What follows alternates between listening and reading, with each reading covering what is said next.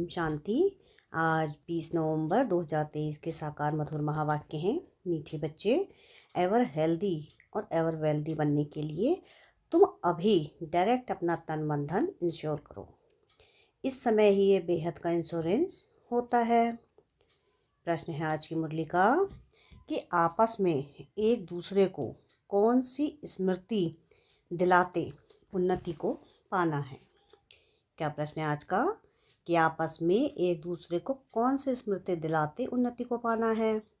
उत्तर है इसका, एक दूसरे को स्मृति दिलाओ कि अब नाटक पूरा होता है, वापस घर चलना है। अनेक बार यह पाठ बजाया, 84 जन्म पूरे किए, अब शरीर रूपी वस्त्र उतार घर चलेंगे।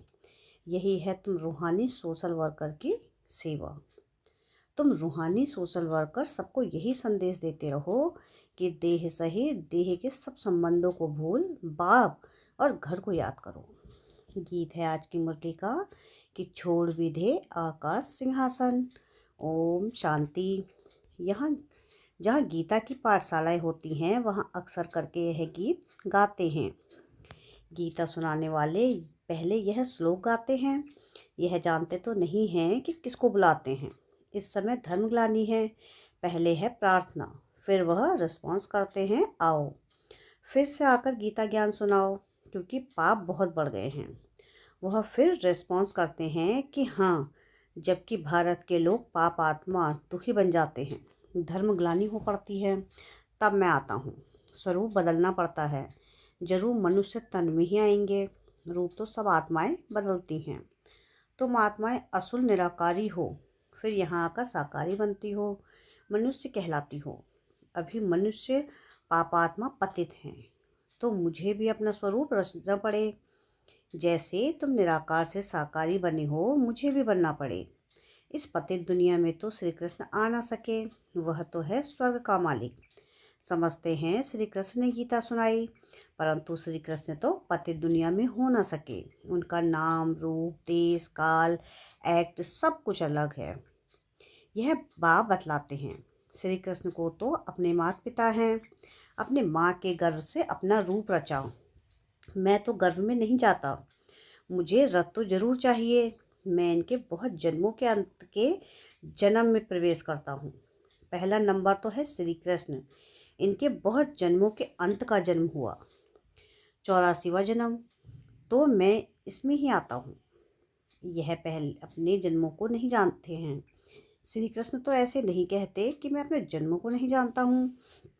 भगवान कहते हैं जिसमें मैंने प्रवेश किया है वह अपने जन्मों को नहीं जानता, मैं जानता हूँ। श्री कृष्ण तो राजधानी का मालिक है, सतयुग में है सूर्यवंशी राज्य विष्णुपुरी। विष्णु कहा जाता है लक्ष्मी नारायण को। कहाँ भी भाषण होता है तो यह रिकॉर्ड काफ़ी है, क्योंकि यह तो भारतवासी खुद गाते हैं। जब धर्म प्राय लोप हो जाए तब तो फिर से गीता सुनाऊं, वही धर्म फिर से स्थापन करना है। उस धर्म के कोई मनुष्य ही नहीं है, तो फिर गीता का ज्ञान कहाँ से निकला। वह आप समझाते हैं सतयुग त्रेता में कोई शास्त्र आदि होते नहीं, यह सब है भक्ति मार्ग की सामग्री। इन द्वारा मेरे साथ कोई मिल नहीं सकते, मुझे तो आना पड़ता है। आकर सबको सदगति देता हूँ, पाया गति। सबको वापस जाना पड़ता है, गति में जाकर फिर स्वर्ग में आना है, मुक्ति में जाकर फिर जीवन मुक्ति में आना है। बाप कहते हैं 1 सेकंड में जीवन मुक्ति मिल सकती है। गाया हुआ है कि गृहस्थ व्यवहार में रहते 1 सेकंड में जीवन मुक्ति अर्थात दुख रहित। सन्यासी तो जीवन मुक्त बना न सके, वह तो जीवन मुक्ति को मानते ही नहीं। इन सन्यासियों का धर्म सतयुग में तो होता ही नहीं है, सन्यास धर्म तो बाद में होता है। इस्लामी, बौद्ध आदि सब सतयुग में नहीं आएंगे।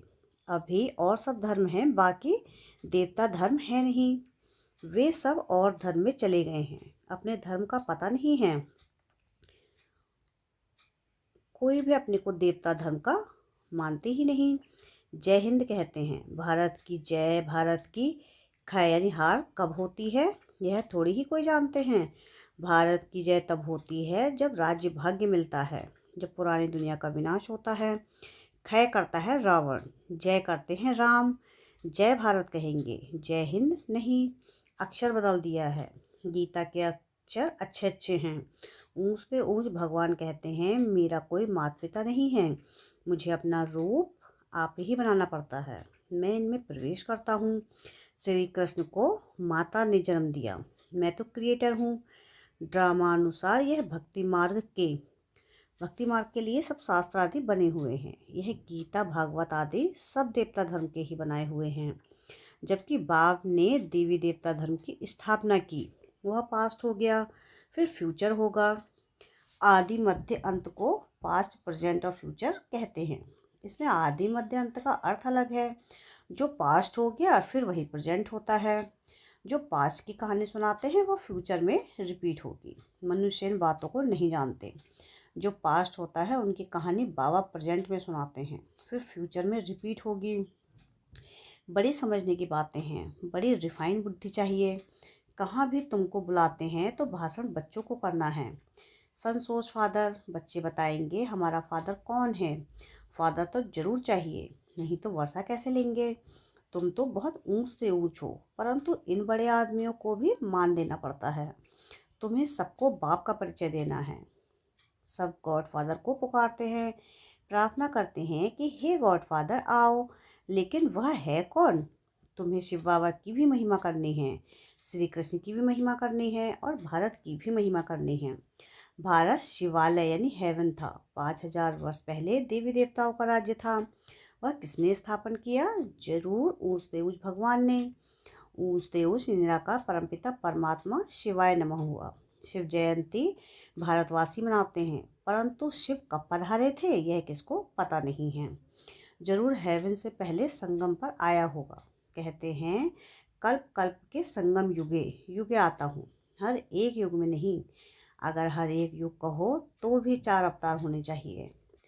उन्होंने तो कितने अवतार दिखाए हैं। ऊंचे से ऊंचा एक बाप है जो ही हेवन रचते हैं। भारत ही हेवन था, वॉइसलेस था। फिर यह प्रश्न उठा नहीं सकते हो कि बच्चे कैसे पैदा होते हैं। वह तो जो रस्म रिवाज होगी वह चलेगी। तुम क्यों फिक्र करते हो? पहले तुम बाप को तो जानो, वहाँ आत्मा का ज्ञान रहता है। हम आत्मा एक शरीर छोड़ दूसरा लेती हैं। रोने की बात नहीं, कभी अकाली मृत्यु नहीं होती है।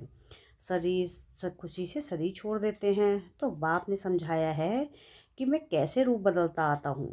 श्री कृष्ण के लिए नहीं कहेंगे, वह तो गर्व से जन्म लेते हैं। ब्रह्मा विष्णु शंकर है, सूक्ष्म तनवासी प्रजापिता तो जरूर यहाँ चाहिए। उनकी संतान है, वह निराकार बाप अविनाशी है। हम आत्माएं भी अविनाशी हैं, परंतु हमको पुनर्जन्म में जरूर आना है। यह ड्रामा बना हुआ है। कहते हैं फिर से आकर गीता का ज्ञान सुनाओ, तो जरूर सब चक्र में आएंगे। जो होकर गए हैं, बाप भी होकर गए हैं, फिर आए हुए हैं। कहते हैं फिर से आकर गीता सुनाता हूँ। बुलाते हैं पतित पावन आओ, तो जरूर पतित दुनिया है, सब पतित हैं। तब तो पाप धोने के लिए गंगा स्नान करने जाते हैं। स्वर्ग में है भारत ही था, भारत है ऊंच अविनाशी खंड, सबका तीर्थ स्थान। सब मनुष्य मात्र पतित हैं, सबको जीवन मुक्ति देने वाला वह बाप है। जरूर जो इतनी बड़ी सर्विस करते हैं उनकी महिमा होनी चाहिए। अविनाशी बाप का बर्थ प्लेस है भारत, वही सबको पावन बनाने वाला है। बाप अपने बर्थ प्लेस को छोड़ और कहाँ जा ना सके। तो बाप बैठ समझाते हैं कि मैं कैसे रूप रचता हूँ। सारा मदार धारणा पर है, धारणा पर ही तुम बच्चों का मर्तबा है। सबकी मुरली एक जैसी हो नहीं सकती, बल कांट की मुरली सब बजाते तो भी एक जैसी नहीं बजा सकते। हर एक के एक्ट का अलग पार्ट है। इतनी छोटी सी आत्मा में कितना भारी पार्ट है। परमात्मा भी कहते हैं कि हम पार्टधारी हैं। जब धर्मग्लानि होती है तब मैं आता हूँ। भक्ति मार्ग में भी मैं देता हूँ। ईश्वर अर्थदान पुण्य करते हैं तो ईश्वर ही उनका फल देते हैं। सब अपने को इंश्योर करते हैं, जानते हैं इसका फल दूसरे जन्म में मिलेगा। तुम इंश्योर करते हो 21 जन्मों के लिए, वह है हद का इंश्योरेंस इनडायरेक्ट, और यह है बेहद का इंश्योरेंस डायरेक्ट। तुम तन मन धन से अपने को इंश्योर करते हो, फिर अतः धन पाएंगे, एवर हेल्दी वेल्दी बनेंगे। तुम डायरेक्ट इंश्योरेंस कर रहे हो। मनुष्य ईश्वर अर्थदान करते हैं, समझते हैं ईश्वर देगा। वह कैसे दिलाते हैं यह थोड़ी ही समझते हैं। मनुष्य समझते हैं जो कुछ मिलता है ईश्वर देता है। ईश्वर ने बच्चा दिया, अच्छा देते हैं तो फिर लेंगे भी जरूर। तुम सबको मरना जरूर है, साथ कुछ भी तो नहीं जाएगा। यह शरीर भी खत्म होना है, इसलिए अब जो इंश्योरेंस करना है वह करो, फिर 21 जन्मों इंश्योर हो जाएंगे। ऐसे नहीं कि इंश्योरेंस कर और सर्विस कुछ भी ना करो, यहाँ ही खाते रहो। सर्विस तो करना ही है, तुम्हारा खर्चा भी तो चलता है ना। इंश्योरेंस कर और खाते ही रहते हो तो मिलेगा कुछ नहीं। मिले तब जब सर्विस करो तो ऊंच पद भी पाएंगे। जितना जो जास्ती सर्विस करते हैं उतनी जास्ता मिलता है। थोड़ी सर्विस तो थोड़ा मिलेगा। गवर्नमेंट के सोशल वर्कर भी नंबरवार होते हैं, उनके बड़े बड़े हेड्स होते हैं। अनेक प्रकार के सोशल वर्कर्स हैं। वह है जिस्मानी, तुम्हारी है रूहानी सर्विस। हम एक को तुम यात्री बनाते हो, हर एक को तुम यात्री बनाते हो। यह है बाप के पास जाने की रूहानी यात्रा। बाप कहते हैं देह सहित देह के संबंधों को और गुरु गोसाई आदि को भी छोड़ो, मामी कम याद करो। परम पिता परमात्मा निराकार है, साकार रूप धारण कर समझाते हैं। कहते हैं मैं लोन लेता हूँ, प्रकृति का आधार लेता हूँ। तुम भी नंगे आए थे, अब फिर सबको वापस जाना है।